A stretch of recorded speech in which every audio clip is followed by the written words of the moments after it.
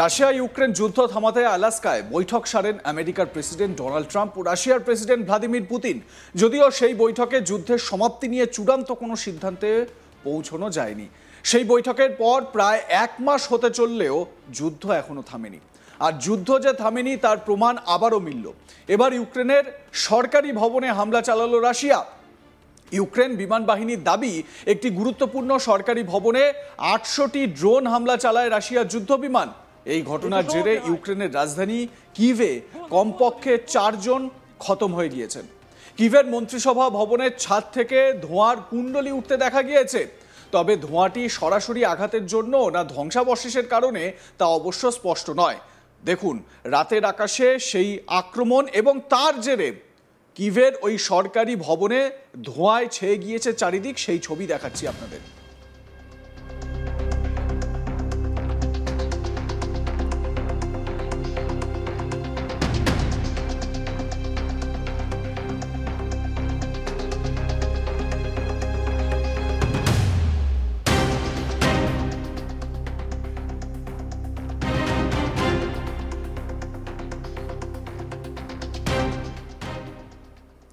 রাশিয়ার বিমান আক্রমণ আরও তীব্র হতে পারে।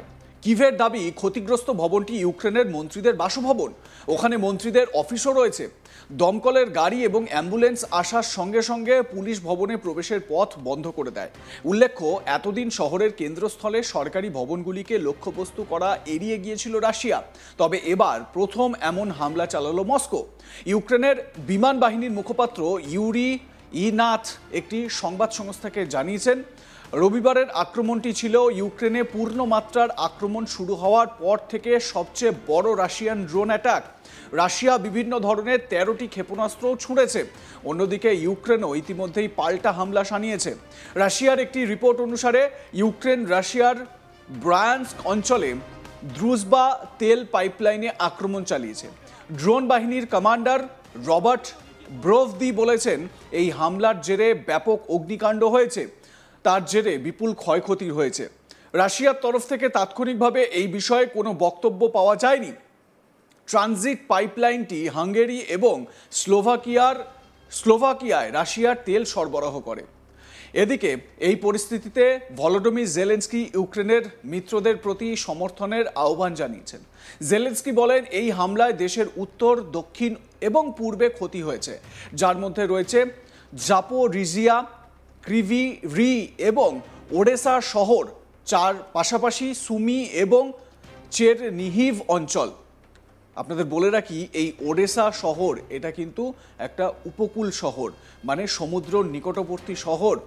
এবং এই জায়গাটা অনেক আগে থেকে, যুদ্ধ শুরুর প্রথম থেকেই রাশিয়ার নজর ছিল দখল করার। ইউক্রেনের আধিকারিকরা জানাচ্ছেন, রাশিয়া রাতারাতি ইউক্রেনের উপর যুদ্ধের সবচেয়ে বড় বিমান হামলা চালিয়েছে, যার জেরে কিভে প্রধান সরকারি ভবনে আগুন লেগেছে এবং কমপক্ষে 4 জন জানে শেষ হয়ে গিয়েছেন। এ বিষয়ে জেলেনস্কি পুতিন আলোচনা চান না, মানে জেলেনস্কি পুতিনের সঙ্গে আলোচনা চান না, তিনি স্পষ্টতই তাদের কাছ থেকে লুকিয়ে আছেন। ভলোদিমির জেলেনস্কি ইউক্রেনের প্রেসিডেন্ট এ বিষয়ে কি বলেছেন শোনাবো আপনাদের। Шановні українці, українки, зараз в наших містах, в Києві, в Сумах, в інших містах і громадах допомагають пораненим після російського удару. Географія ударів за добу: Київ, Суми, Кременчук, Одеса, Дніпро, Кривий Ріг, Запоріжжя. В Києві ще розбирають завали, можуть бути тіла під завалами, пошкоджено будівлю Кабміну. На цей час відомо про більш ніж 4 десятки постраждалих по країні. 20 із них в Києві. Мої співчуття рідним та близьким загиблих. І важливо, що сьогодні є широка реакція партнерів на цей удар. Очевидно, Росія старається завдати болю Україні, і удари більш наглі. Це чітка ознака, що Путін випробовує світ, чи приймуть вони це, чи змиряться. Тому важливо, щоб заяви лідерів держав, інституцій були продовжені сильними діями, санкціями проти Росії, проти пов'язаних з Росією осіб та сильними тарифами та іншими обмеженнями на торгівлю з Росією. Їхні втрати повинні відчуватись. І саме це переконливо. А також наша далекобійність. Путін не хоче переговорів, явно ховається від них.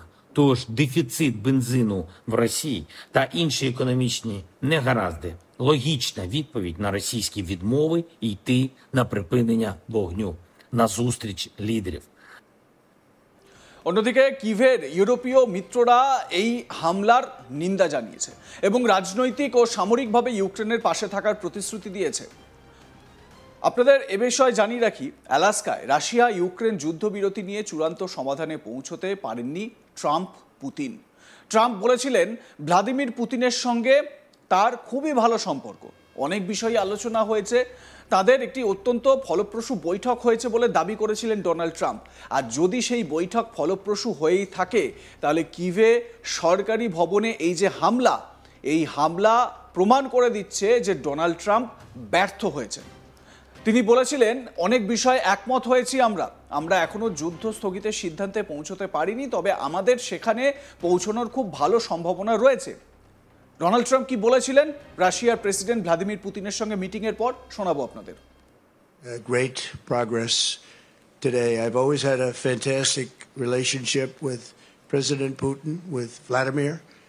We had many tough meetings, good meetings. We were interfered with by the Russia hoax. It made it a little bit tougher to deal with, but he understood it.